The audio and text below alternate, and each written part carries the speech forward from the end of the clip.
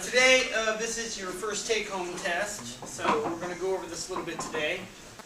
This is available on Lion's Den. Whoever's got your phone on, please turn it off. Like I said, we're going to go over this a fair amount today. I don't know if we'll get to every single question. What I want to do is that once we get to, I think, question number 2, when I ask you about the dark side, the documentary you watched from Frontline, we're going to discuss it there. And we're going to look at not only the impact of the filters and the media monopoly on how the lead up to the Iraq War was carried out, but more importantly, how the citizens of the United States feel about a government that claims that it's a democracy and that it's open and transparent and yet engages in this type of behavior. And we'll also talk about the ramifications of the fact that the media tends to, even though they correct their mistakes, eventually late is too late. As the book says, and we'll talk about as well places in the book where you can find evidence to support what you're going to write when it comes to the take-home exam. Okay. All right. So to begin with here, this isn't due till March 1st. I would suggest not to wait till then. I think I mentioned this to you last week, and things have changed a little bit. At one point on Thursday. I believe this is the 23rd.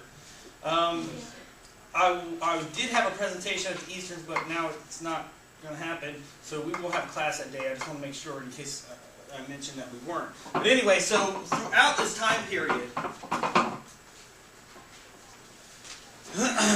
we will go over this test and you will have opportunities to ask me questions in class. We will take this time as well in the next 2 weeks or so to go over in as much detail as possible. Again, like I said, where you can get information from the book, other stuff we discussed, the 5 filters, some of the articles that I use. I'll send you all those links.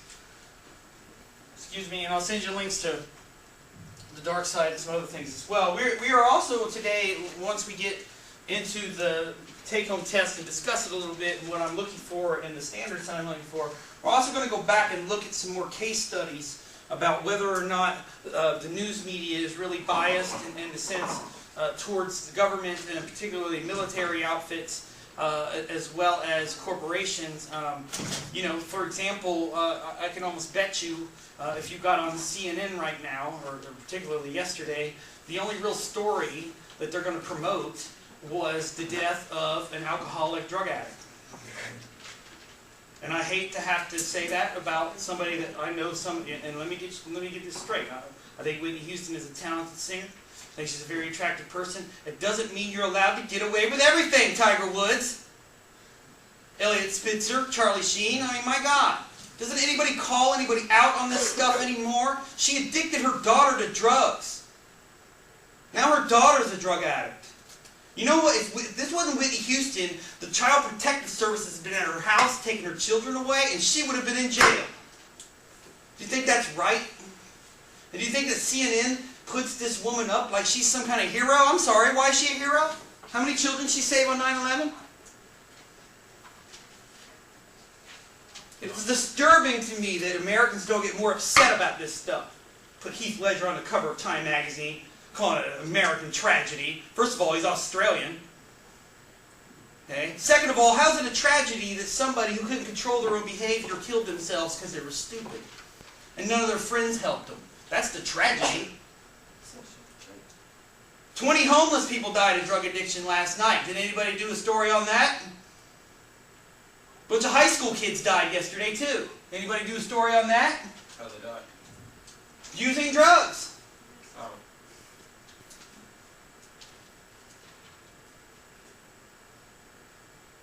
Over 10,000 people die every year from prescription drug abuse and overdose. Okay? Put it there for me, please. Anybody want to defend Whitney Houston? Anybody, more importantly, anybody want to defend the media's coverage of Whitney Houston? Go ahead. I mean, I'll listen to you. I'm not the only voice. Raise your hand, please. Yes. Because people knew about it. Does that, so what? I mean, people knew about Hitler. Yeah. Does that mean you should put positive stories in the news about him? How come we judge Hitler based on his behavior and we don't want to judge Whitney Houston based on her behavior? Whitney Houston is a county one. How do you know? She's obviously led her daughter down the path of destruction. You think her daughter's going to live till she's 78 years old? How many other people did Whitney Houston turn on to drugs? I'm telling you, if it wasn't Whitney Houston, we would call this woman a criminal. It's absurd. Heath Ledger too. How many people did he turn on? How many kids did he give drugs to? But you can't compare that to Hitler. Because Hitler deliberately killed people. I'm not saying that, but I'm saying that if I turn you on to drugs and you start using and you OD on it, that's not my fault. You don't know how to use right. oh, okay. Is that what you're saying? It's not my fault you went crazy and started spending all your money on it. Okay, you go ahead and ditch high school kids to cocaine and go tell their parents that just what you just said and see if they agree with you. And tell the government and the police too what you just said and see if they agree with you. You're on the wrong side here. Okay? Anybody want to defend Whitney Houston's behavior in her life with the media coverage? Yes. I don't really know about defending. She turned her daughter on drugs? Like, Yes. She was doing cocaine with her daughter at parties. They got filmed this. Oh, how old's her daughter? In her 20s, I think now. Oh. I think she's an 18. That's even worse. She's like 18 or 19. And again, if Whitney Houston would have been poor or untalented, she would be considered to be the worst mother in the world. Let's get away from Whitney Houston because probably some of you like her a lot. Let's talk about somebody you probably don't like, Tom Brady. How come he doesn't get more crap about his deadbeat fathering? Because he's too good looking and attractive? Because he's white? Because he's got 3 Super Bowl rings? The absurdity of this. You got to ask yourself, why does the media promote these people? Why do you think? Use the media monopoly. Tell me why the media promotes these people. Money maker. That's part of it. What else? What else don't they want to talk about? Part of it is the crime and all this other stuff as well. Or at least, I don't mind you talking about Whitney, okay? But at least put it in context. Talk about prescription drug abuse. Talk about the fact of how many people die every year and how it doesn't get reported. Right now, prescription drug abuse is the fastest growing addiction in the United States. Yes? Was she on? I thought she did cocaine. She was. She was on a whole host of garbage. But I'm prescription first. Yes. And I'll tell you right now, you know what the autopsy is going to say she died from? You think it's going to be cocaine? No, they say like heart attack or something. No, it would probably alcohol poisoning. Supposedly they found her underwater in a bathtub or something like that. But did Amy Winehouse die of crack? What did the coroner say? What did the autopsy say, those of you who followed the case? Alcohol. Seems to me the media doesn't want to deal with that, do they? They talk, oh, Whitney Houston today succumbed to alcohol and pills. And now, here's a Bacardi rum commercial. And here's a commercial for Ambien. How come society doesn't want to deal with this? Use the media monopoly. Why don't they want to take on the alcohol industry and the pharmaceutical industry for what they do, the damage that they do? The most abused drug in this country is alcohol. By a long shot. Even above tobacco. It's big business. Yeah, that's it, isn't it? And it's legal. Yeah. And I think it's sad that most likely, from what I heard, Whitney Houston cleaned up after she divorced Bobby Brown from cocaine. I would assume that she probably went to a psychiatrist and talked about how she was tense and stressed. And don't get me wrong, I feel for Whitney. I'm not more upset with the news, okay? Just like I would feel for a homeless person who dies of drugs, okay? I've seen this in my own family. My uncle died at 24 years old. Okay? So I'm not against Whitney necessarily. What I'm against is the framing of the issue and how they frame her, like she's some kind of humanitarian or something. Mother Teresa didn't get this much attention when she died. Okay? But at least discuss the issues. Talk about how many people overdose from alcohol. I mean, my gosh. What I love about it, you know what, on CNBC, the day she died, a story came out that said marijuana smoking makes it more likely that you'll be involved in a fatal accident. But completely ignoring the role that alcohol plays in probably 95% of fatal accidents. By the way, I don't know what is going on with people on this island, but in the past 2 years, I have seen 3 cars in trees. Just today! Did anybody see this on the southern? There were 2 cars in a tree this time. The one good thing, nobody was rubbernecking, which I was absolutely shocked about. I couldn't believe that. Okay, I almost wanted to slow down. That was one of the only times I wanted to take a picture. But part of me thought, I lived in Ohio for 20 years. I never once, ever saw a car in a tree. What in the world is going on that people are launching cars into trees? I mean, seriously, do you know how much force and speed you have to launch a car 10 to 12 feet into a tree? You have to be going at least 140 miles an hour, I'm telling you right now. You cannot launch a 3,000-pound vehicle, and it had to get at least 15 or 16 feet in the air. And do you think the driver was sober? You think they were smoking weed? Well, maybe on top of the Bacardi and all this other garbage, right?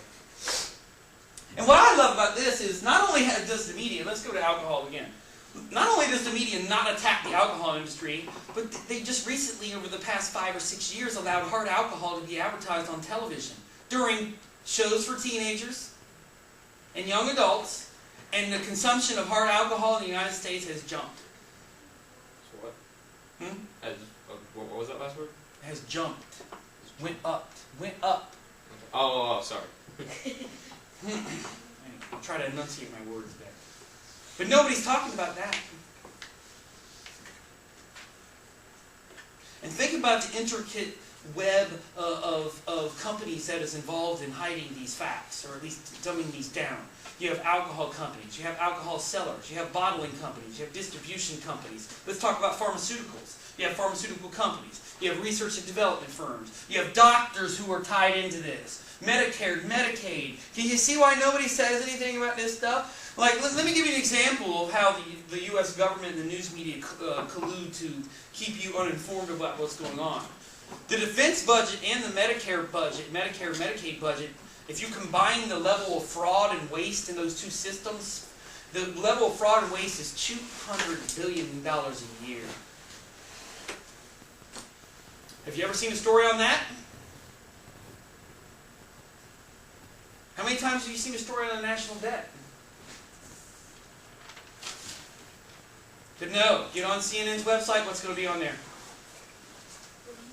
Yep. And again, I feel for her family, those who know her. I didn't know her. I enjoyed her music. But let's be realistic here. She was an entertainer, not a saint, not a god, not a perfect person. And if we're going to laud her for the good things she did, you have to attack somebody for the bad things she did. Like when Donald Trump died, I swear, if I hear a positive eulogy, I'm going to go berserk. I can't stand him. Okay? And maybe other people disagree with because he's a complete jerk-off. He doesn't care about anybody but himself. He is what's wrong with American capitalism. When American capitalism is run by narcissistic jerks, this is what you get. You get monopolies, you get control of the media, you get a whole host of stuff where it puts the citizens at risk, or at the very minimum misinforms them about things that's going on around them.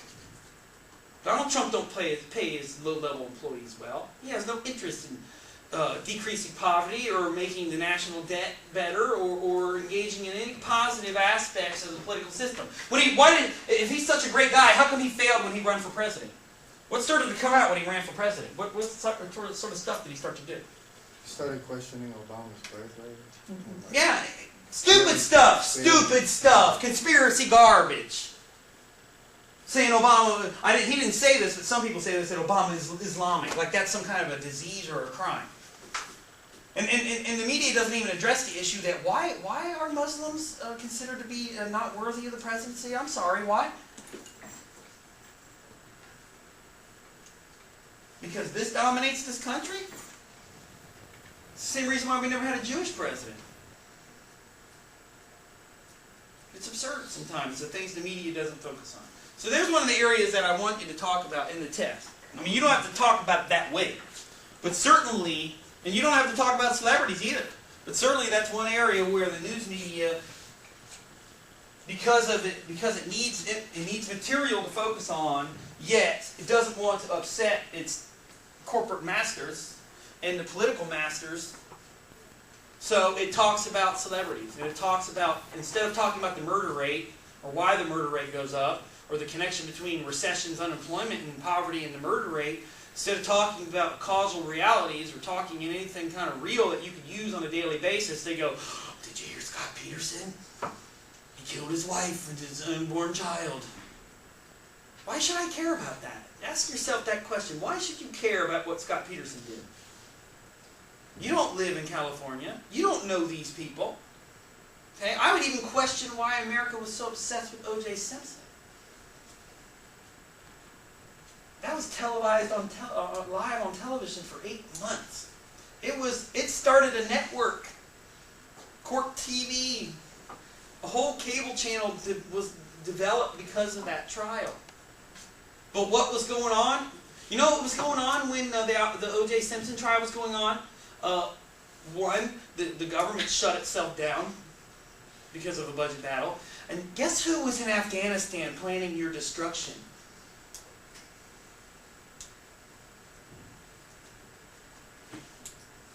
Nobody said a word. You know, I bet most of you are too young to remember this. In the 1990s, no one ever said the words Al-Qaeda, Bin Laden, or anything like that, ever. It came out of left field. You're going to see why there's issues with this today. Okay? And then on top of it, maybe more prescient or more current, think about the fact that, have you heard anything about the TARP or the bailout? Did it work? Did it not work? Are we going to get our money back? Is AIG healthy? How's the auto industry doing? Have they talked about any of this stuff? No. They got to talk about the Grammys and Adele and Whitney Houston and how everybody was blubbering like fools because. And I would say to Whitney Houston's friends, why didn't you do something? And I wish I could get to this guy and knock on his door. Mr. Sheen, you're next.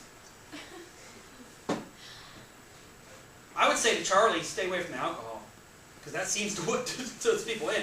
Okay, I mean, Amy Winehouse probably smoked crack like, I don't know, some homeless crackhead.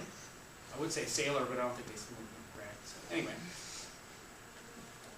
But again, we don't deal with these issues. And again, I'll tell you right now, you might see a little bit about discussing addiction and the problems of addiction and all of this other stuff briefly, but they'll focus on the biographical story. And on some levels, you know, if you're the record company and you own Whitney Houston song rights, man, you are laughing your way to the bank. I mean, the people who own Michael Jackson's records hit #1 when he died. Oh, and by the way, what did he die from? Pills!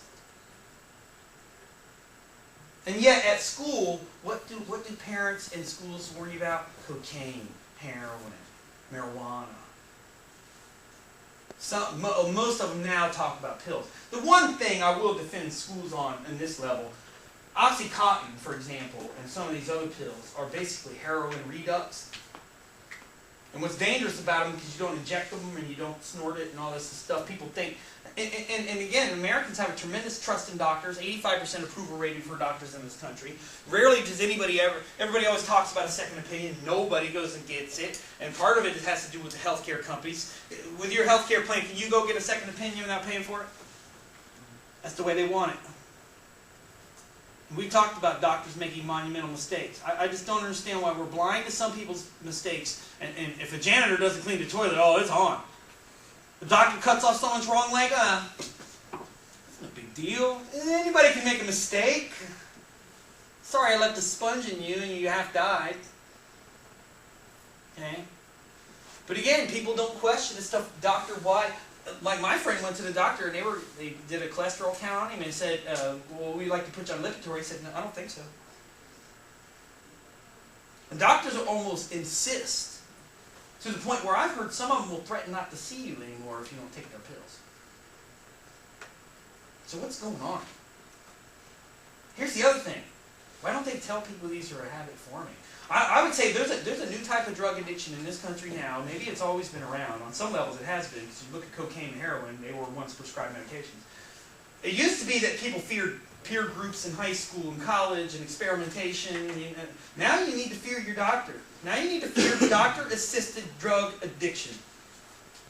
That they're not honest with you. Ambien, I love the commercials for Ambien. It says something like, it may be habit forming. Because if they say the word addiction, they're liable in court, and they're also, the FDA has to put a warning label, like a black box warning, like they do with the antidepressants for teens. Think about this. Do you think that the FDA and the drug companies, do you think they didn't know that antidepressants were causing suicidal thoughts in kids? Do you think they didn't know that? How long do you think they knew that before they alerted the public?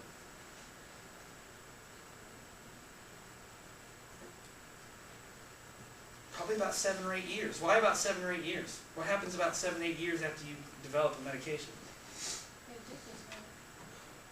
Well, you see the long-term effects.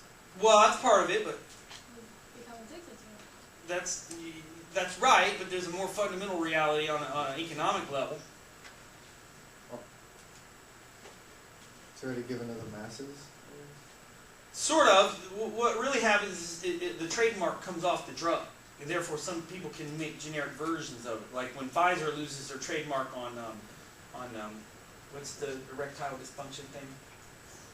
What's the name of it? Yeah, that's it. When they lose that, they're going to pull their hair out. And I'll tell you right now, and I know some of you don't believe this, there are drugs out there that, first of all, that Paxil drug was a failed drug, and then they added it to social anxiety disorder, and it has all these side effects. They have drugs that they say this to doctors. Find a disease we can use this drug for. Seriously, I'm not kidding you. And worst of all, the American public pays almost all of the research and development money back to these companies. Does anybody know what Canadians pay for prescription medication? No matter what it is? Anybody know? No, but it's close. I thought that they made them because they like the help. Well, what I've heard, maybe it's changed now, $10 copay. $10. What do people pay in the United States for drugs? $300, $400 a bottle? I mean, we have a situation in this country, here's another thing in news that we'll talk about, where people have to decide between their rent or medication. Food or medication. Terrible on a lot of levels. I don't know what the solution is. I don't think more Medicare is the solution. But certainly, who's not helping is the news media. Right? And think about how many, there was a study done once, I don't think this is the same now, especially since there's hard alcohol commercials, that in some programs, particularly like programs geared towards people in their middle ages or late stages of their life, that 67% of all commercials were for prescription medication. And I love the commercials, it's like, contact your doctor. And then at the bottom they say all these things like, I saw this one drug they used for stomach irritation that said, warning, may cause stomach irritation. and then I love the ones that side effects, and they include death. So now death is a side effect. Go tell that to Whitney Houston's family that death is a side effect. I guarantee you there's probably going to be some lawsuits out of this. Just like the Michael Jackson case. Did that guy get convicted? Did anybody follow this I case? think so. Yeah. Yeah. It's pretty clear that something weird was going on. He was either trying to addict Michael or trying to kill him. And wasn't he in his will or I think something like that, or up for some of his estate, some nonsense like that. So anyway, all right, let's go to the test here. So check out CNN, trust me. So answer all 3 questions and type all your answers. I should say answer. You must cite all outside sources used and any information taken from the class text. You can use MLA or parenthetical citations. I'll show you how to do that basically. This is all I'm looking for. You don't need to do a works cited page unless you use books or newspaper articles outside of what we used in the class. And like I said, if we used it in class, it's perfectly fine. This is an essay test, not a research paper, so that's okay. For example, if you want to use Bagdikian's book, maybe one section, 34 to 35. Okay? Or if you want to use one of these articles, Washington Post, put the date. And with newspaper articles, you don't really need to tell me the pages. Most newspaper articles aren't more than like 2 or 3 pages. That's part of the problem with the news too. Okay? Most people don't, and they've done studies on this, most people don't read more than 17% of the story. in a newspaper, and a lot of people just read the headlines. And the problem with that, the headlines are the headlines always accurate to what the story is about? No. So if you read it, and many times headlines are what type of language? Calm, rational language, or inflamed emotional language? Right, it's like, you know, what's the one that always puts the crazy sports headlines? Like they make fun of Tom Brady or something like, Brady catastrophe or something like that. Is that the Post that does that? Yeah, on the back page they always, some crude comment and make fun of Rex Ryan, and they make fun of his foot fetish and stuff like that. So, which to me is hilarious. He seems to take it, you know, when you're Rex Ryan, you're a clown anyway, so who cares if you sniff feet? It's probably not good to put it on YouTube.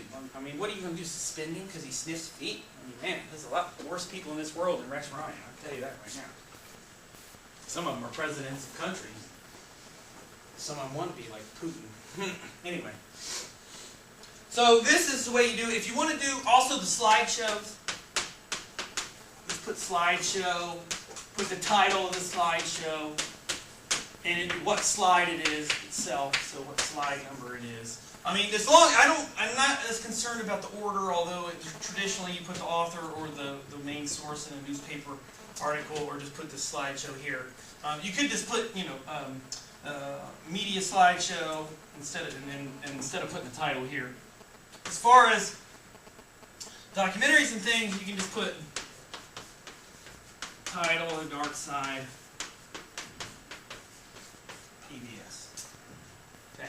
All right, and I'll show you some places in the book where you can use for some of these questions. All right, anybody have any questions on this? All right, make sure you know what you're doing. If you're unsure about this, I'm more than happy to look over any paper that you have. Yes? If we use it in class, though, we don't have to cite it? In a works cited page, you still have to put it in parentheses. Okay. Does everybody understand the difference between the reference page or bibliography? Here's other aspects. First of all, make it one document, but number each question. 1, 2, 3. All right. And if you're going to put the question on top of this text on top of each question, that's not going to count for the 2.5 pages. So make sure you have the length right. But as far as let's say you find I'm asking you to look up the SOPA bill, the Stop Online Piracy Act, and I gave you 2 links. If you find another link, and both of them from the Washington Post, if you find another link where and make it a news story, if it's a blog, at least let me know that. Then what I want you to do at the end of the question, just put a bibliographical. That way, because if I see something that's like Miller, page 18, and I didn't talk about some book from a guy named Miller, I'm going to want you to put that. I mean, I'm not going to take a lot of points off, but I think it's good practice. You're going to need to do that for other research papers. All right, any other questions? Yes? How many outside sources would you like? You don't have to use any. Oh, okay. But I'm just saying if you do, feel free to use as many as you want. All right, and that's and keep in mind any quotes obviously need to be in quotes and cited. Don't cut and paste from the slideshow unless you put quotations around it. Seriously. One of the issues, some of the information, like the stuff on the 5 filters, that comes from Herman and Chomsky. You can just either put notes on Herman and Chomsky's filter model, or you can put Herman and Chomsky filters, stuff like that. Okay. As far as things inside the slideshow that refer to other documents or other books, you can just use either the slideshow, or you can put the slideshow according to so and so. Okay. And the difference, and also information that's not common knowledge. So one of the things, trying to think of an example where common knowledge versus most of the stuff in the book probably is going to, if you use, is going to need to be cited. There's not a lot of things in here that are necessarily common knowledge. Although, you probably don't need to cite the fact that the Bush administration manipulated data on intelligence on the Iraq War. I think most people know that. Particularly, that's been reported by. One of the things you can tell with common knowledge versus something that needs to be cited is do the majority. If you ask the majority of Americans a question, like you don't have to cite that President Barack Obama got elected in 2008. I think most people know that. What percentage of the vote he got and the number of votes he got? probably need to cite that. That's very specific. So keep that kind of in mind. You probably don't need to cite the mere fact that there's a big 5 or a big 6, and again, but you do need to, tell me what companies they are and what relationships they have with each other.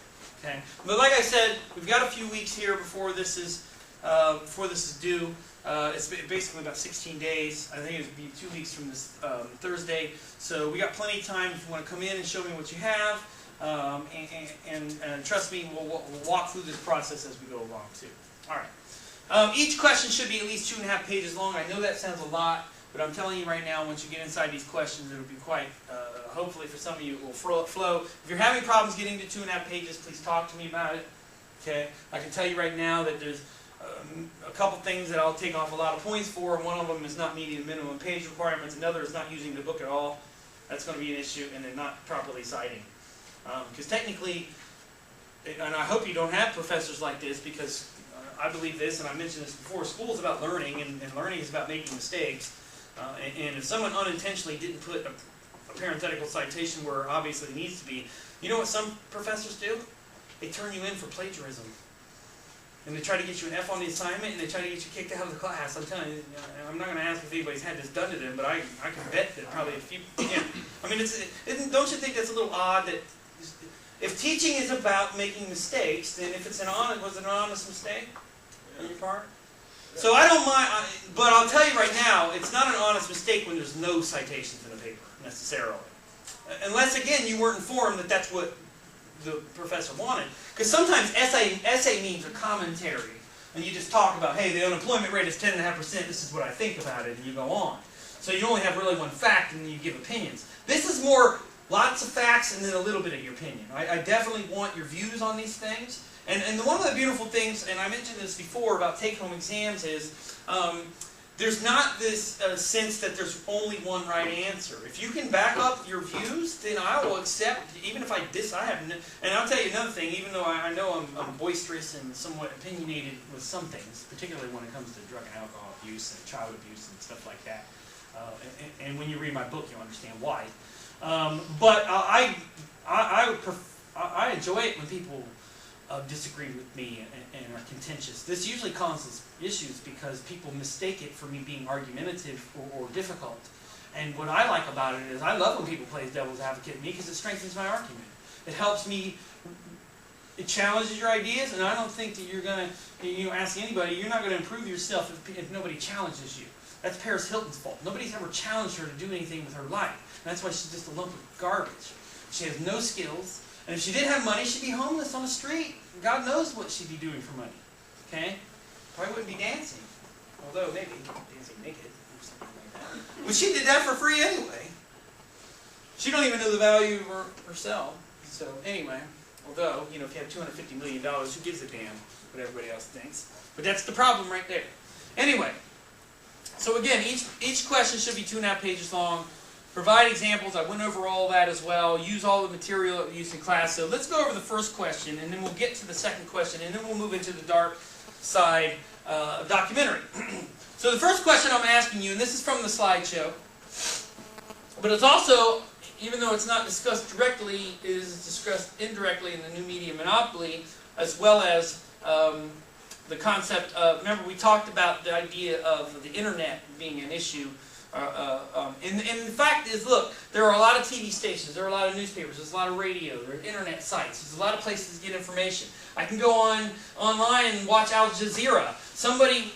A pluralist theorist would say, look, that's perfect evidence that the fact that there's no way that any one group or even a group of companies can so completely bamboozle the media to where that no real positive or no good actionable information comes out. And frankly, a pluralist would say the reason why the media focuses on Whitney Houston, why would they say that why the media focuses on Whitney Houston? She's an icon. Well, that's part of it, but a bigger reality as far as like the public is concerned. The pluralists would blame the public to some extent. So why would they say that CNN focused on Whitney Houston and Anna Nicole Smith and Heath Ledger and Charlie Sheen and all these people who in the final analysis don't matter? I don't think you're going to be thinking about these people on your deathbed, do you? When you're surrounded by your family, you're going to remember when Whitney Houston died. That was one of the worst moments of my life. No, you're going to be like, remember when the news media wasted their time on celebrities? Pluralists would say, it's the public's fault. You don't want real information. You don't want stories about the national debt. You don't want stories about Afghanistan. You don't want stories about terrorism. You don't want stories about poverty in the United States. You want stories about either celebrities doing things amazing or doing things horrible, so you can go, well, man, you know what? Whitney's got more money than me, more talent, but it's better to be me than you. Like the Kobe Bryant rape case. Part of the reason why the media focused on that was going, see, we're going to knock him down. Isn't it as fun to knock Kobe off his perch? Have fun in the gutter. Or Tiger Woods. People rolled around in that like pigs roll in filth. Oh, at least I'm not Tiger Woods, so let me roll around in the mud with you. People like to knock celebrities down. No doubt about it. That's why Charlie Sheen didn't fully understand that, except for in Cleveland, the world was laughing at you, Charlie, not with you. You were a clown, dude. Here's your red nose and your goofy shoes. Okay? And a dangerous drug addict clown. And how many 14 and 15-year-olds saw that and said, cool, man, Charlie's a drug addict. And I'm not saying his behavior was causing people to do drugs, but people who were already doing drugs, don't you think they looked at Charlie and said, see, ain't that big of a deal. If you do drugs, the police, the only thing that happens is the police come and take your children and you get fired and you get ostracized by everybody. But you're still Charlie Sheen. Most people don't realize, none of you, and probably this is a good thing, none of you are Charlie Sheen. Okay? Anyway. Alright, so the pluralist theory would blame a little bit, but they would also say, look, it's up to the consumer just as much as it is to the news agencies to go out and seek information. How many people here, you read every story in the war of Afghanistan? How many people here read stories about the national debt? How many people here will read stories about the unemployment rate in the United States? Do you see? And do you see why politicians don't care about this crap either? That's why Mitt Romney sent that crap. That's what he meant. He basically meant poor people don't vote. And on top of that, I'm a wealthy Republican, so what do I give a damn? You're lucky I even care about the middle class. And he basically said, I'm not going to talk about poor people. I'm not going to do anything for poor people. And people say, well, that's terrible. That's why I'm voting for Obama. What's Obama done for poor people? And different to Mitt, Obama was poor at one point in his life, wasn't he? Desperately poor. When his father first divorced his mother. Somebody name one program that Barack Obama has done for the poor. Do you see? Do you see the connection between politics and the news media and the public? And part of it is, look, life is rough. Bad things happen to people all day long. Do people want to come home and watch the news and listen to more terrible things? So there's a sense among the news that, look, we got to be sensational. We got to show negative stuff. People like personal stories. So let's talk about Whitney Houston instead of the national debt. Because the national debt's depressing. With Whitney Houston, I can look at that and go, isn't that terrible? Thank God that's not my family. I really feel for her. But the national debt, and in the end, does Whitney Houston's death really affect your life in any negative way? Although you maybe miss her concerts, right? Does the national debt impact your life in very negative ways? Is there an easy solution for the national debt? Is there? There's the other problem too. The media loves things that are easy to explain and easy to solve. So that's why you get cheap statistics on the news. Or none at all. Think about a news story that actually has statistics in it. And if you haven't noticed, Americans don't seem to like math. That's why most of our engineers come from India and China. How come the news media doesn't talk about that? That Americans don't go into hard sciences. You're probably looking at me going, oh, you're a sociologist. Let me tell you something. I know more mathematics than most people in biology. I didn't shy away from a challenge. I had a friend who was from Michigan. He deliberately picked physics because he hated it. Because it was hard. I think he's crazy. I told him, I said, look, man, if you choose to dig ditches, don't complain when you get sick of digging ditches. But part of it is he did it because there's job opportunities there. And he thought it was a challenge. He still doesn't like it. But anyway, and I'm not saying people should choose things they don't like, but you should ask yourself, why doesn't the news media talk more about the fact that, like, a lot of doctors in this country are not from this, we're not born in this country? Don't you think that if they ever decide, here's the issue. I have no problem with foreigners being doctors. Here's the issue.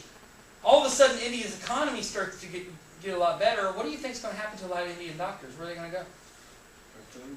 Yeah. Why would they stay in a country that doesn't, on a lot of levels, although we're much better to immigrants than most other countries, I can assure you that. Any country is going to look at foreigners with suspicion. I hate to say it. And I'll tell you right now, in Germany, if you're Turkish, and even if you've been in Germany for 5 generations, you are never going to be a German citizen. Ever. You think I could just go to Saudi Arabia and become a citizen? You think I wouldn't be looked at like the weirdo down the block? There'd probably be people coming to my door going, what are you here for anyway? You spying on us? American? Okay? And the problem is we are leaving ourselves vulnerable because these Chinese scientists and Indian doctors and scientists are going to pick up and leave. Then where are you going to take your kid when he gets a strep throat? Okay? How many people here, you're doctors from another country? Is the doctor at the school from another country?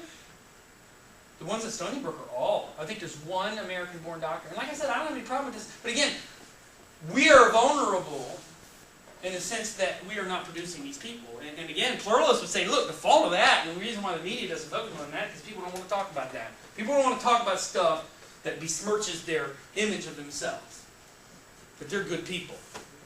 And when you look at national debt, can you say that Americans are rational and controlled and know how to contain their fiscally disciplined?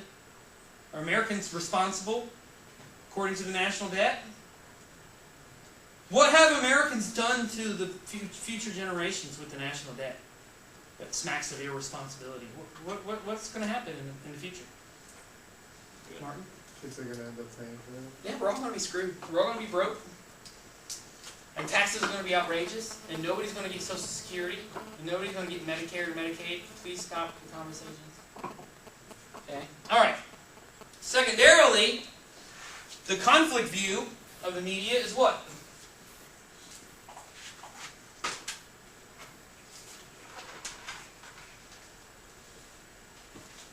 What's Finback Dickens' book about? His is a conflict approach. What's that mean? That all of this is a problem and something has to be done about it. And who controls the media? The big five, the media.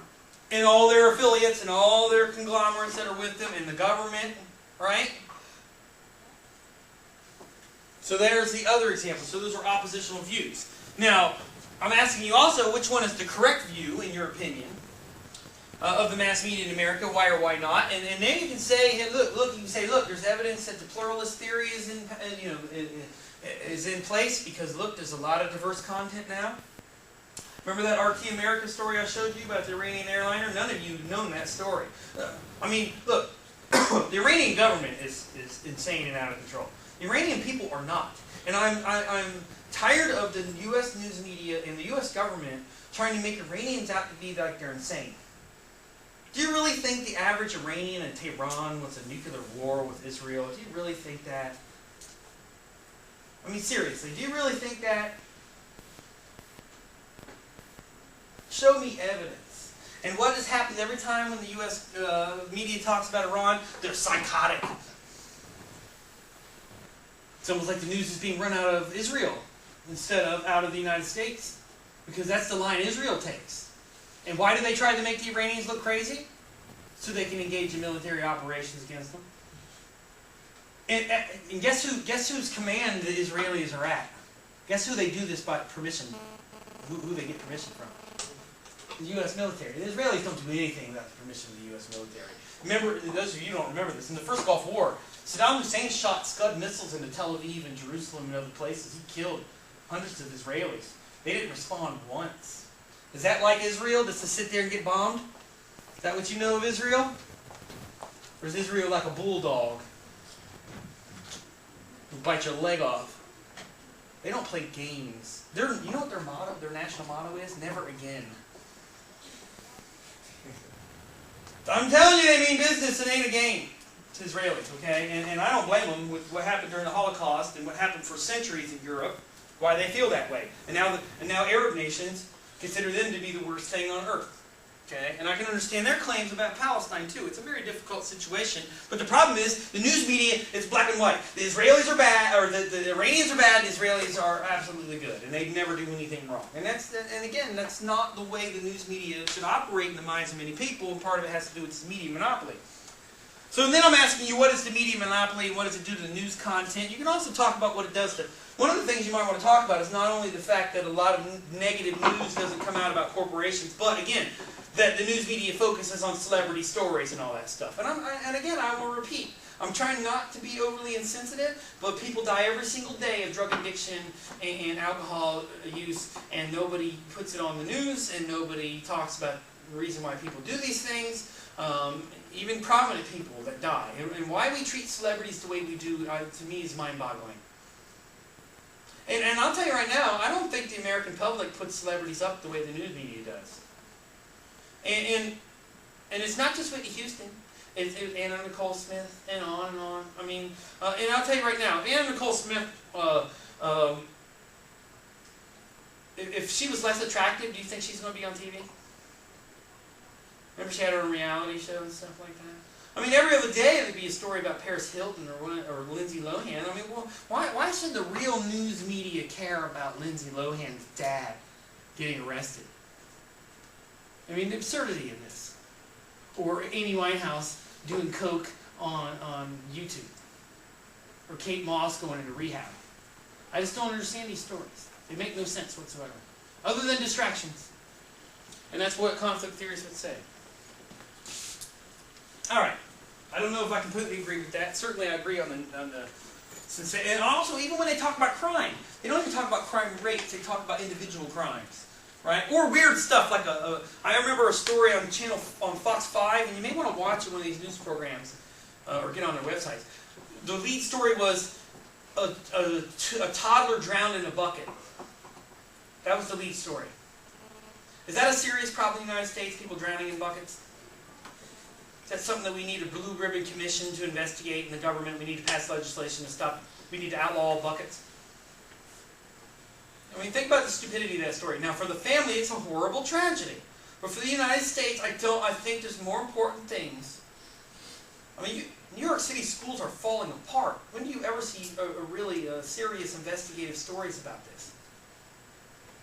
How about the budget deficit? How about the gubernatorial candidates and who they get money from? Anyway. And then on top of that, why is it dangerous for a large urban society to have news media outlets cheerlead for the government and companies? Who gets hurt and how? Who gets hurt? In a society where the news media has to work in conjunction with democratic institutions to inform the public in a timely manner, who gets hurt when the media doesn't focus on things that are of interest or of immediate harm to the public? Like, let me ask you something. Were there any warnings from the news media that the stock market was going to drop 50%? If the unemployment rate was going to rise 10.5%? Do you think that people in the news media knew about this? Let me show you this. I think you'll enjoy this. You got to ask yourself here whether or not this is token opposition or what? Antoine, Chief Economist at Nesro Financial. Peter Schiff, President of Euro Pacific Capital. Welcome to you both. Peter, great to see you in studio. Diane, just want to say, do you take offense to the Dr. Doom moniker? You remember the last guy that had was a huge economist. Oh, I know. A household name. So I think Henry Kaufman. So you embrace it. Sure, no problem. At all. Sure, there has been productivity growth in China, no doubt about it. In fact, one of the reasons... And in the U.S., some remarkable growth in the U.S. Well, I would disagree there. I think that's more sleight of hands for the statisticians. I mean, if we really had... Excuse me, I'm from Detroit. Have you been in an auto plant recently? We have That's a more not true. efficient economy. We have, yes. We don't have a more efficient economy. Yes, we have a do bubble economy. We're borrowing from abroad to consume. That's not efficiency. There's no tax increase coming in the next couple of years. Monetary policy is spectacular. We have freer trade than ever before. And not only that, but there are no incomes policies things here. I think Peter's just totally off base, and I don't think it's going to be I mean, I just don't know where he's getting his stuff. Well, one of us is off base, but it's definitely not me. I mean, it's not wealth that's increased in the last few years. We haven't increased our productive capacity. All that's increased is the paper values of our stocks and real estate. But that's not real wealth, no more than NASDAQ was wealth. When you see the stock market come down and the real estate bubble burst, all that phony wealth is going to evaporate. And all that's going to be left is all the debt that we accumulated to foreigners. Peter, I'm going to take a bet with you on this one. I'll bet you a penny on this one that if you'll sign a letter saying that if you're wrong, you'll sign a letter that you were wrong to me in this, but you're just way off base. There is nothing out there that tells us we're going to have a nice slowdown, but it's not going to be a crash. All right, let me ask you this. A lot of folks out there point to the housing market and they say that a huge percentage of the jobs created, some argue as much as 30% of the job creation over the last few years, has been because of the housing boom, whether it's construction, whether it's mortgage brokers, real estate brokers, etc. And if that all goes away, what happens to those jobs? There will be lots of things to fill it back up again, Michelle. Bottom line is? Bottom line is I'm a big bear on the U.S. stock market. You know, the Dow Jones already is down 20% year-to-date, priced in gold. That is a tremendous loss of purchasing power. The Dow has lost better than 60% of its value since its peak in 2000. Sounds like good management to me. Sounds like good management of the economy to me. It's just like a corporation. You know, we have a huge deficit. I mean, we're making money on the money we're borrowing more than the people who are getting for lending it to us. No, we're not. Like corporate America. I mean, we've sort of seen that play out, and I think that, you know, it's interesting that you go through a 20-year period where gold is underperforming, you get a 2-year period where gold is outperformed, and every gold bug comes out of the woodwork and wants to tell you how you should own gold and not Google, and I'm not sure I can rationalize that decision. Remember, gold was in a bear market for 20 years, stocks were in a bull market for 20 years. That's changed, and people have to understand that, or they're going to lose a lot of money. You know, I mean, the gold rally, I think, is still early on. I don't know, do you own any gold yet, Art? No, just my wedding ring. All right, well, you see, let me know when you got something. What do you think gold is saying? Every time you come on, well, you know, first of all, you just described the U.S. market as being bulletproof, and I think gold is telling us that it's about to get shot full of holes here. The housing market is just beginning to unravel. We're seeing the tip of the iceberg here in the mortgage sector, but probably... How do you put together all this gloom and doom? What data tells you this, Peter? Well, aren't you looking at the news reports coming out of the mortgage market? I'm in the middle of it, yeah. Yeah, aren't you looking at the glut of houses on the market for sale with no buyers and the collapse in the subprime market? Well, I wouldn't call it a collapse in the subprime market. There's been some difficulty in the subprime market. Well, it's just starting. I'm also looking at housing prices, which have had an orderly decline. I'll tell you something that makes a lot of sense to me. You talk about the collapse of the NASDAQ and that incredible bear market that we had. Those are usually once-in-a-lifetime events. And you're suggesting that in very short order, less than 10 years later, we're going to have another one? Well, in a different asset class, sure, in real estate. I think I might just maybe take a little issue with the other guest here in that, I mean, the whole concept of this U.S. economy is teetering on recession. I'm going to stop this. With all due respect, I think is... Here's the other thing, though. First of all, do you think Peter Schiff, and that's the name of this guy, do you think he was some kind of psychic? That he was the only one who saw this coming? Why didn't the news media listen or put more people with Peter Schiff's opinion on there? What were they doing for the market?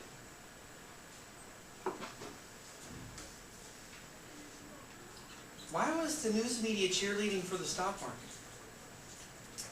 CNBC, who's owned by who? General Electric. General Electric has relationships with about 500 to 600 companies. Why do you think that they were cheerleading? Also, you guys remember the little piece I showed you from Jim Cramer? Who are the newspaper reporters asking for information about the market? The CEOs of the company. Remember what filter was that? Why is that a mistake to only ask the CEOs, or in the case of the dark side, who were they getting information? Who was the news media getting information from? That was a mistake. Right, specifically who?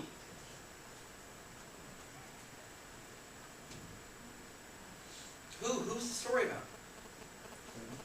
It was Dick Cheney, which I told you he prefers to be called Dick, which I have no problem with. I got a few other names for him too. Same with I'm Green's fan. How about this? It appears to me that Dick Cheney violated several laws. Why isn't he being indicted? Are any news agencies calling for the indictment and prosecution of Dick Cheney? Did Dick Cheney also have relationships with corporations that were major defense contractors? Oil supply companies, Halliburton, Lockheed Martin? Are you starting to see the web of madness that's going on here? In general, let's talk about the dark side, then I want to show you another piece on Jim Cramer. How'd that documentary make you feel? About your government, about the news media. How'd that make you feel? How so? Being told one thing and having something else. Who's to blame here for the failure? Let me put it this way. Who's the ultimate blame go to? Can you blame politicians for lying? What's the job of the news media when they know? And let me ask you this.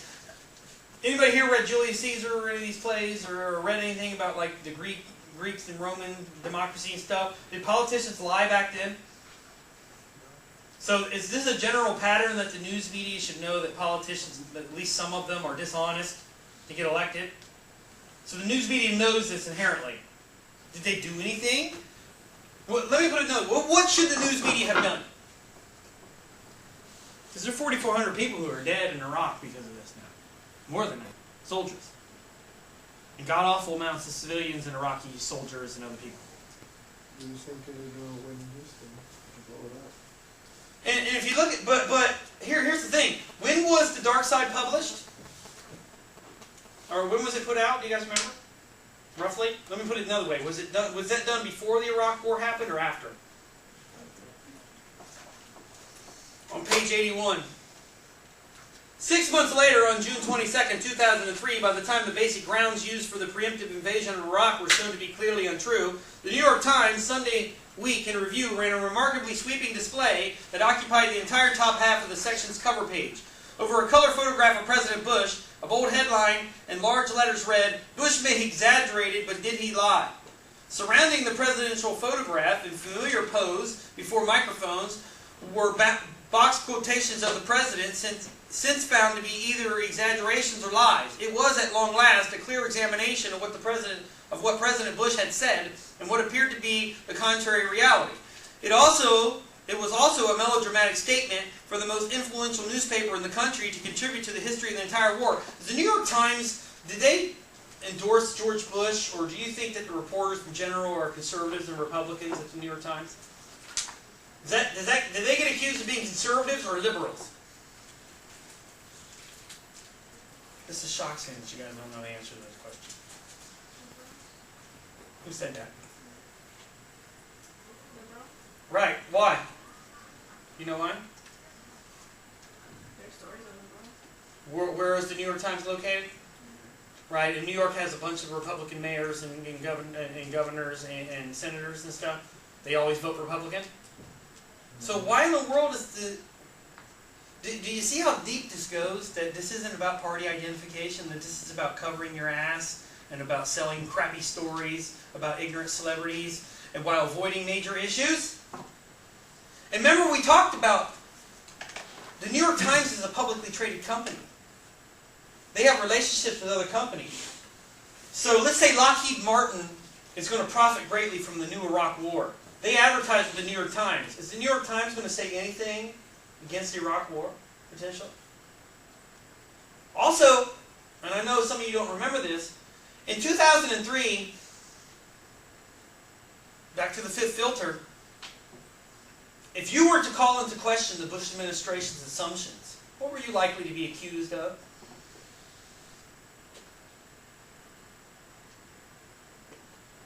Oh, you're supporting terrorism.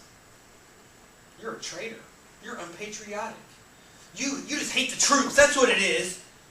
Believe your president. Go out and shop. Remember when he said that one? I love that one. Don't worry about it. Nobody's going to kill you. Go out and shop. Especially at expensive stores that my brother owns. Keep buying oil and SUVs. It's good for America. That's the kind of stuff that he said. And it's hard now, 9 years after the fact, to understand the paranoia, but listen to this, it goes on. But it was too late to prevent the damage. This is like this. You eat something, it reminds me of a scene from Cheech and Chong's Up in Smoke, where Cheech is freaking out. They just got done smoking a joint, and he's freaking out, and he goes, "Don't worry, man, I'll give you something to calm you down." And he gave it to him, and he just take them. And he takes them, and then Chong goes, "Whoa, whoa, whoa, don't take those, man." And he goes, "I already took them." Isn't that sort of what's going on here? That you done ate the pills, and now you're just going to have to ride it out? Someone poisons you at dinner and goes, "Oh, well, don't eat the rolls." And those are poison. I'm like, "I ate 12 of them." You're dead, dude. The problem is there's no antidote, right? Once something is there an antidote? Can we go back? Can we go to the Iraqi people and go, "Oh, well, we're sorry. We messed up, dudes. We're going to leave and wipe our hands of this. See you later. I'm sorry we messed up your economy and killed 200,000 civilians and soldiers and wrecked your infrastructure. And we're sorry to the families of the Iraq War veterans who died, or the soldiers who died. We're sorry. We made a monumental mistake." Is the government in the habit of saying stuff like that? Has the government ever really admitted that the Vietnam War was a mistake? Was it a mistake? Seems like a lot of people feel that way. I can tell you my dad felt that way when he's sitting there in 1969. He said he was scared for 360 days straight. One time he was in his base and the Navy was shelling offshore and they missed their target and they could hear this 2-ton shell coming over. It sounded like a bus. Like, he said everybody got down on the ground. He was so scared he thought his buttons were holding him too far off the ground. Doesn't sound like a lot of fun to me. But let me go on here. The information that had been known but not used at the time the president had announced he would go to war. That was when the country's news audience had been glued to the unfolding news in October 2002, 5 months before the pre-invasion bombing of Iraq. Senator Robert Byrd, a Democrat from West Virginia, had publicized the past history of the weapons of mass destruction and placed the full details into that day's congressional record. These details were never reported by the main print or broadcast media. What the hell is that about? You have a senator in the United States saying, "Here's the truth," and nobody's publishing it. Does that speak to a mistake or to a conspiracy? Was there a concerted effort to keep this out of the press, or were the press just wasn't paying attention? It was an honest mistake. What do you think? Honest mistake? Who thinks it's an honest mistake? Who here thinks it was done deliberately? So here we go. I mean, this is who it hurts. We will save question 2 for Thursday. I'll go over it on Thursday. Instead, there were snippets of Senator Byrd uttering brief, melancholic phrases, the video news giving the impression merely of an aging and somewhat pitiable old orator during his 60-second term. 60-second turn in the well of the Senate. He doesn't have 60 seconds. He'd be 300 years old. Independent documented information is most needed at a time when officialdom announces a crucial decision. There's that filter again. That is when the audience is paying full and anxious attention to conflicting views being debated in Congress. In the prelude to the Iraqi invasion, the grounds used by President Bush to justify an immediate invasion were not new. They had been known for years in voluminous detail. In the 1980s and afterwards, the United States underwrote 24 American corporations so they could sell to Saddam Hussein weapons of mass destruction which he used against Iran. And at the time, the prime Middle Eastern enemy of the United States, Hussein used U.S.-supplied poison gas against the Iranians and his Kurdish minorities, while the United States looked the other way. This was the same Saddam Hussein who then, as in 2000, was a tyrant subjecting dissenters in his regime to unspeakable tortures and committing genocide against his Kurdish minorities. Is the relationship between Iraq and the United States a simple one to explain? Is that why, remember we talked about worthy and unworthy victims, do you think that's why that the Iraq thing gets framed this way, that essentially you have this issue where Saddam is evil and everybody else is good, and no matter what happens in Iraq, that in the end it's better not to have Saddam Hussein? One of the things that escaped the press's attention is that we were fighting against our own weapons. And I would say to the defense contractors and to the U.S. government, should the U.S. government let defense contractors sell high-tech weaponry to our enemies, potential enemies? Why are they doing it? Again, now we're running up against the conflict stuff again. In some ways, even more disturbing was the failure of the major media to make clear, and mark this page down, to make clear to the public the meaning of crucial news reported by the news media themselves, but treated as an interesting but ordinary news item. It was admitted by White House aides that the timing of the war announced was calculated for maximum political effect on the approaching midterm elections. Andrew H. Carr Jr., the White House Chief of Staff, coordinating the effort, was asked why, if the White House knew during the summer that it would go to war in the fall, it had waited until September election campaign season. Carr replied, "You don't introduce new products in August." You hear the language being used? Sooner or later, important contrary news may be printed. Remember the token opposition. Okay? And broadcast. But in this, and in too many other cases, later is too late to serve the country. Hussein's dictatorship had committed horrors against dissenters among his people, but he had been doing this for years with Washington's knowledge. Iraq, however, was unrelated to the September 11th attacks on the United States. And there's the other part. How come we didn't blame Saudi Arabia for this? Weren't 18 or 17 of the hijackers from Saudi Arabia? I mean, what? And Bin Laden was... How could, did we take any action against Saudi Arabia for this? Did Saudi Arabia, or at least appear like they were supporting or didn't care that there were terrorists in their country? Let me ask you something. Do you really think that Saudi Arabian people like the United States? Why do you think they dislike the United States? What does the United States prop up in their country that they don't like? Huh?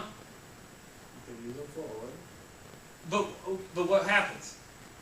Oh, we take their resources from them and... That's part of it. The United States claims that part of the reason why we invaded Iraq and Afghanistan was to impose democracy, right?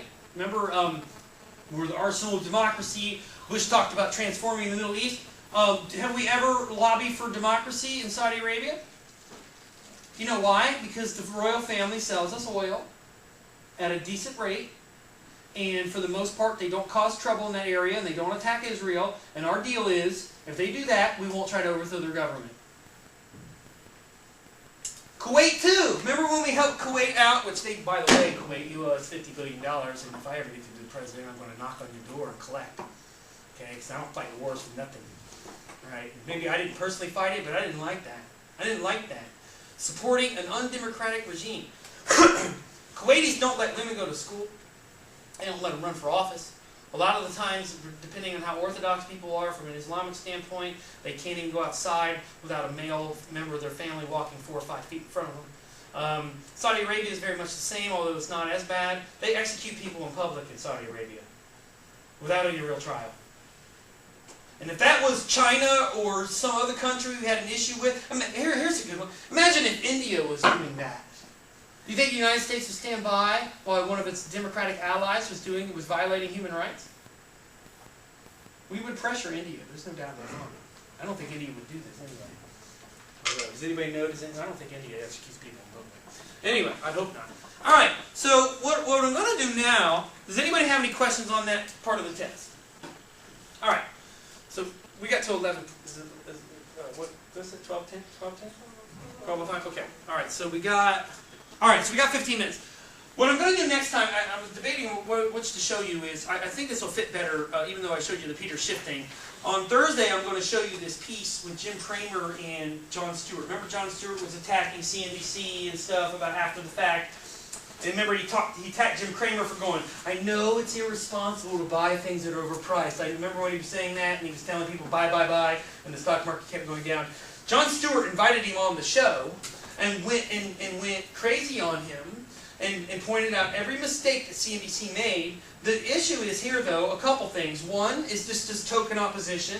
Two, is this Jon Stewart just trying to get attention because he runs in the media? And three, is it Jon Stewart's media company, Viacom, which doesn't, or I think it's Viacom that runs Comedy Central, which doesn't like CNBC attacking them? And four, is it just too late to do anything about it? Look, my stocks went down. It's too late, dude. You know? I wish there was like a do-over button, right? You can push the button and go back to 2007 and sell your shares. It's not the way it works, is it? That's why markets go down, because somebody sells and then the price goes down and somebody else goes, "Oh my God, I better get my money out." And then somebody else goes, "I better get my money out, I better get my money out, blah, blah, blah, blah, blah." And that happens about 1,000,000 times or 1,000,000,000 times, and the stock just crashes. There were times in 2008 when the stock market dropped 900 points in one day. and the news media just sat there, and they were saying stuff like this, oh, the market's bound to pick back up. This is a perfect time to buy stocks. They were saying that the whole time. Oh, I'd be a buyer here. Right? And if you were an average person, remember what Jon Stewart said? I could have had $1 million if I had only started with $100 million. How do they do it? And you remember the question they asked that billionaire. What did they ask him? They asked him if it was fun being a billionaire. You remember? Yes, it is. And you remember Jon Stewart? F you! And Jon Stewart ain't no poor man. I can tell you that right now. He's probably closer to a billionaire than I am. I can't imagine what he gets paid. It's probably at least $18, $19 million a year, and that doesn't count all the movie stuff he does. I mean, you got to think. Jon Stewart was at one point in 2008 voted the most trustworthy journalist in the United States. He's not a journalist. It says a lot about the journalist. Yeah, it says how much lack of faith that people have in the news. And the interesting thing about Colbert and Jon Stewart is that you can't understand their jokes fully unless you've seen the news, right? So this is people who watch the news but don't trust it, so they turn it on Jon. Who here watches The Daily Show? Do you watch it every day? Do you watch the news as well? Are there some stories where you have to go back and see what the hell he's talking about? Once in a while. Most of the time, though, he likes to make fun of the way people say it. Or I love it when someone says something and then he gets footage of them and they said the opposite thing 15 times before, and so he plays this crap. or like somebody just, like when Obama was running for office, and Colbert did this too, the Republicans kept calling Obama a latte-drinking liberal. And they repeated it like 40, 50, 60 times. And because, you know, politicians love to repeat things. So Jon Stewart went and got clips of like about 50 Republicans saying this stuff and just slammed them all together. And it just kept saying, latte drinking liberal, latte drinking. And it was like the most absurd crap. And again, nobody in the news thought, why are they calling him this? What the hell is this supposed to mean? If I was Starbucks, I'd be mad. What the hell's wrong with it? What are you trying to say, that lattes are only for rich people? Anyway. Not caviar. When Starbucks starts selling caviar. So what I'm going to show you now is maybe proof of the pluralist theory.